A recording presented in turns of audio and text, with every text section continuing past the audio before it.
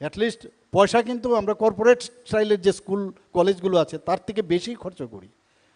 সব কিছুতে আপডেট লাগে, স্মার্ট থাকতে হবে, স্মার্ট ক্লাস তৈরি করছি, টিঙ্কারিং ল্যাব তৈরি করছি, সব কিছু করছি।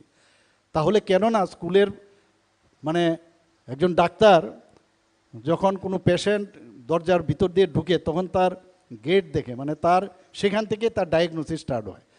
তো স্কুলের প্রবেশ থেকে আরম্ভ করে স্কুলের প্রতিটা জায়গায় যেন, যেহেতু কম্পিটিশনের যুগ এখন, সেটা কর্পোরেট স্টাইলেই যেন সেটা হয়।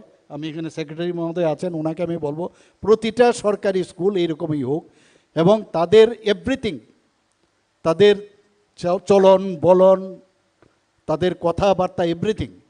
আর শিশু বিহার স্কুলের তো নাম আছেই, তো সেখান থেকে যেন বিচ্যুতি না ঘটে, সেটাকে আরও কীভাবে প্রপারলি আরও করা যায় সুন্দরভাবে, সেই আশা আমি করছি। এবং যারা আজকে এখানে বাইসাইকেল পাচ্ছে তাদেরকে আমি অভিনন্দন, এবং আমি আশা করি ওদের যে মা বাবার যে আশা আকাঙ্ক্ষা সেটা পূর্ণ হবে। সবাইকে অসংখ্য ধন্যবাদ, নমস্কার, জয় হিন্দ। এতক্ষণ আমরা শুনলাম আজকের অনুষ্ঠানের প্রধান অতিথি তথা উদ্বোধক রাজ্যের জনপ্রিয় মুখ্যমন্ত্রী প্রফেসর ডক্টর মানিক সাহা মহোদয়ের মূল্যবান বক্তব্য। আমরা ঋদ্ধ হলাম। আপনাকে আমরা আন্তরিকভাবে অভিনন্দন, ধন্যবাদ এবং কৃতজ্ঞতা জ্ঞাপন করছি।